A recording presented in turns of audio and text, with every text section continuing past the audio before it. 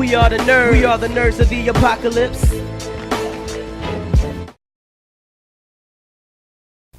Hey guys, it's Trex again here at Nashicon 2019 in Columbia, South Carolina. I am sitting here with Christopher Wehkamp. How you doing, sir? Doing well. How are you? Doing fine. How's Columbia been treating you? It's been great. This is my first trip to South Carolina, and the weather has been, looked like it was going to rain the entire time, but then really kind of never did till this morning. So, yep, that's been great. And then a great crowd here at Nashicon. Love the people of South Carolina that I've met. A lot of anime fans here. It's great. Yeah, we are a quiet bunch until Nashi comes around, or even some of the like a Bonsai Cons, the other anime convention. Then everyone just comes out in droves. Yeah, I love it. Yeah, great cosplay too. I've seen some of the best cosplay I think I've ever seen. Especially there was one person who was cosplaying Present Mike, and it had the contacts and constructed the voice box, and I mean the hair and everything. It was impressive. Yeah, they did a fantastic job with the hair. Yeah, that was my most impressive feature with that. Yeah, that was great. So you're well known now as Eraserhead on My Hero Academia. That's right. Academia. I always pronounce it wrong. I always do. I watched the show and I still mess it up. Yeah, that's fine. Yeah, no, I started doing the role of Eraserhead in 2017. Okay. And now we're on season 3. We've got season 4 coming out in October, so just about 6 months away, which is exciting. And a lot of people can't wait. I can't wait. I'm very excited to see what happens next. I don't read the manga, so smart. Well, and so I've had lots of conversations, with fans and others who tell me that this upcoming season is like potentially like the best one, and there's so much cool stuff they're looking forward to, and I don't even know what that is. So I'm, I'm very pumped about it. What's your favorite thing about playing Eraserhead? He doesn't scream very much. He's a very quiet person. I love that, and I love the fact that he is he has a really good heart. And he doesn't show it very much, but he loves his kids and is very, very passionate about their success and protecting them at all costs. And there's a lot to dig into there as an actor, because it's fun to play tough guys with a heart of gold, and he is that. I like to think of him as kind of the sleepy Batman. That's kind of how I think about him. That's very accurate. Yeah. So, we, I have a lot of fun, and I'm so thankful to be able to play that role. When I was watching season 1 before I took over the role in season 2, he was by far my favorite character, and the one that I wanted to know more about.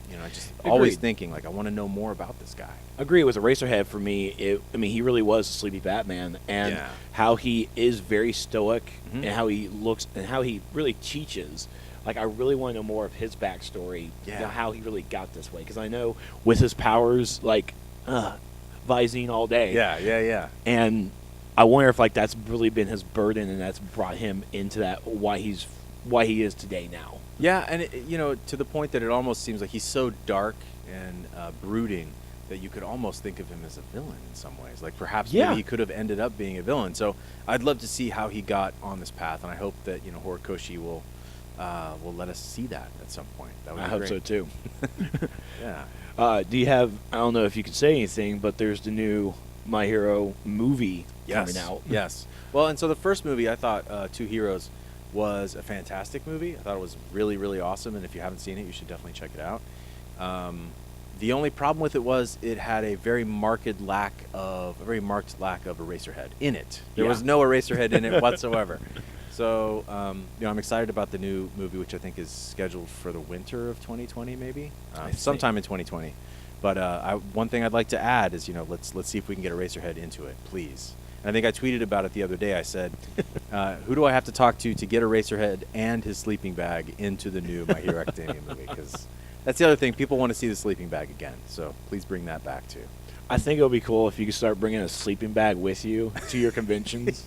And just, I'll, when I tell them about hotel accommodations, like, no, don't need any room.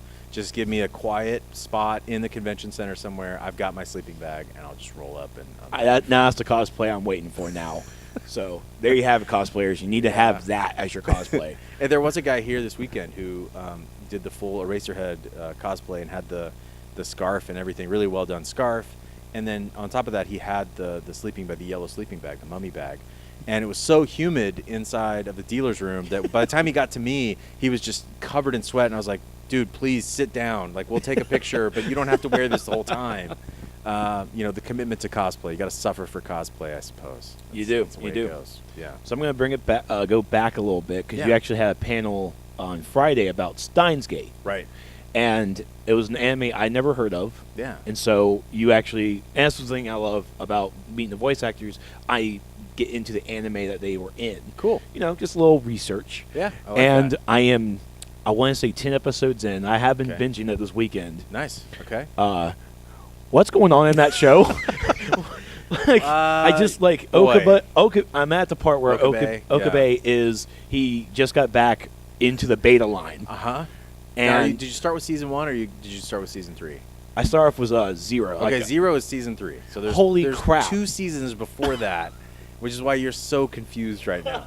But I will tell you this: don't feel too bad, because even after you watch season 1 and season 2, you'll still be confused. Okay. Just because it's time travel, there's anytime you introduce time travel into these shows, it's like you really have to pay attention to what's going on, because it looks like the same character, but it's not, because it's the same character from a different timeline, and you're like, wait, which one is this? Which character is it? I feel like now I'm just going to have to go with, since I'm on season 3, finish it, then do season 2. I'm going to treat it like a book. And Yeah. and it's like, how did this all begin? Yeah, you'll get to go back and see how it all started. Well, and I don't envy you at all, because at least you're not trying to marathon One Piece or something like that. I think there are only like 12 or 24 episodes in the season, Yeah. so it's pretty reasonable to do it. That said, if you're watching the dub, I can't say enough about Michael Tatum, who plays Okabe, and he just is that character for me, especially in season 1. And it's funny too that you're starting with season 3, because his character in season 3 is so different than he is throughout the entire rest of the series. Yeah, you're getting a very morose, a very dark, a very depressed. All the wind has been taken out of his sails. Yeah, they did flashback scenes showing really horrible things that happened to him. Yeah. And what he's and so I guess at season 3 right now, I'm looking at the Okabe, who is trying to find resolution of what he's done. He's trying to right the wrongs. Yeah.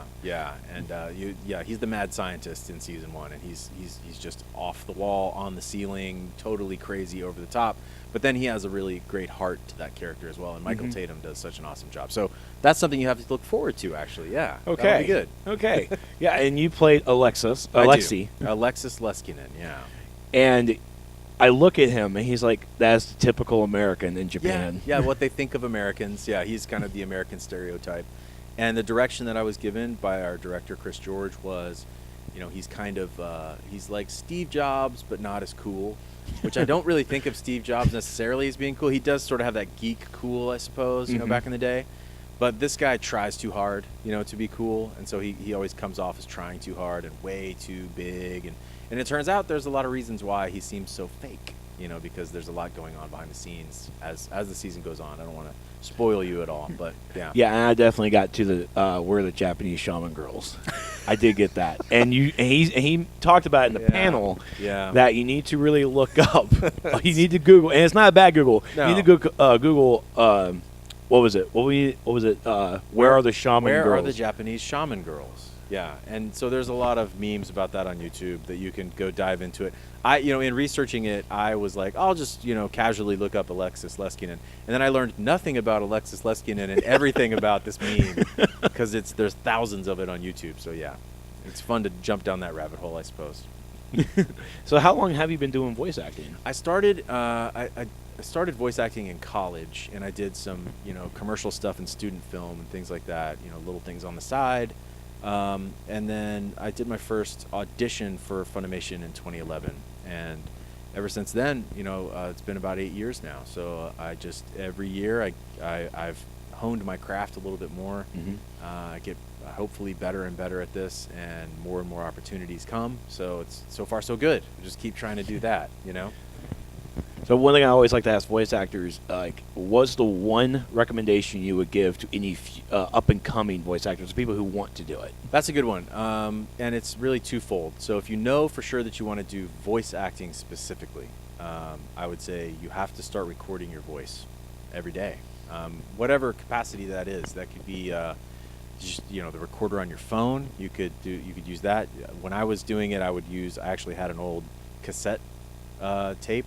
And when I was a kid, I was very troublesome. I was always trying to be the class clown. I was always trying to get attention, And I had a teacher one year who I'll never forget. Mrs. McConnell, she decided to try to direct that into something. And the way that she did it was our class was reading a book called Hank the Cowdog, which maybe some of you know. And she made the decision that instead of all of us reading a chapter in class, she would give me the book, I would take it home, and record every single chapter myself on on a tape recorder, and then bring it into class, and we would listen to me reading the chapter from the book, which made it so that she could get through an entire class without me having any outbursts at all, because I wanted everybody to be quiet so they would listen to me reading Hank the Cowdog. That's smooth. It was real smart, and she also was like, you can do this over time. Take your time with it. You'll do a little bit each week, and then by Monday, I had spent the entire weekend recording the entire book. So I brought the tape in on Monday. I'm like, I'm done. So yeah, I would say, if you're that kind of person, if you love recording audio, if you love acting, the other thing is get out there and do some acting. It doesn't have to be professional acting. It can be with your friends. Go do some skits and put it on YouTube. And then if you like that, and go find your community theater and go get involved with your community theaters. Are always looking for new people who can come and perform. You've got to get the acting chops somehow, right? Yeah. Because voice acting is just acting. So with that added element of recording your voice. So like if you can record your voice every day and you're also acting, you're well on your way to voice acting. So with My Hero being a simuldub, yes. Do you find doing simuldubs harder than just doing straight out? We have 12 episodes to do, just rock out like in a day or two. Yeah, it's different. It is different. And Funimation has pretty much gone to like total simuldub model. I think there's still a few, maybe DVD shows, DVD only shows that they're doing.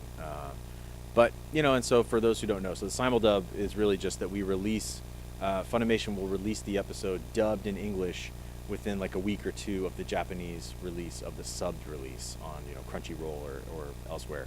And so the timeline of it doesn't affect me too much as an actor, because a lot of the hard work is done kind of behind the scenes by the producers and the script writers. And so by the time I arrive, all that stuff's kind of already done. The one aspect of it as an actor that we have to pay attention to is just availability, and another thing I talk to people about a lot when they talk about voice acting in Funimation dubs is like, you really have to be in Dallas. You can't really do it from anywhere else because the deadlines are such that you're going to get called in on a Friday to be there on a Monday. And if you're not in Dallas and you're not available, sorry, you're not going to be able to do it. They're going to find somebody else. So maybe scheduling wise, it's a little bit different. It's also cool in the way that I feel like now when I talk to fans about it, we're all on the same page. Whereas before it's like you're recording and then 6 months later this release is coming out. You can't really talk about it. You can't really whereas now it's like every week we're a new episode and we can talk about it online. Like if you come to my Twitter, we can talk about the latest episode. We can share memes about it on Instagram or whatever. Like we're on the same page with that, which is cool. I like that a lot. Okay. Yeah. And then finally, you have your own podcast that you're doing called the Dungeon Booth. What's this all about? Booth. So I've always loved Dungeons and Dragons and role playing games, and always been involved in that stuff. And just as an amateur, I used to collect the little painted minis and like dice and things like that. I just always loved it. And then with the rise of Critical Role and the Adventure Zone and all these great beacons, and it's like a golden age of Dungeons and Dragons right now. And I just thought, me and a lot of my friends who are voice actors, we wanted to do it too. So go check it out. Yes, it's called the Dungeon Booth. I've got 2 games that are out right now. I do them as one-shots, and each game has a new cast. So like the first game has a director at Funimation, a guy named Kyle Phillips, has blanking on the other members of the cast. Has Felicia Angel, another voice actress at Funimation and elsewhere. She's been in some of the Dragon Ball games as well. And then in the second game, I've got Tia Ballard, who's a pretty big, she's been in Fairy Tail, she's been in all kinds of things. So hopefully recognizable voices that if you're a fan of, anime dubs and then you're also a fan of Dungeons and Dragons, this would be like where the two meet, hopefully, and you would get a lot out of it. And we have a lot of fun, so check it out. Well, awesome. Well, Chris, Yeah. thank you so much Hey. for taking the time. My pleasure. And be sure to catch more from Nashicon 2019. And thank you guys so much for watching. Thanks, guys.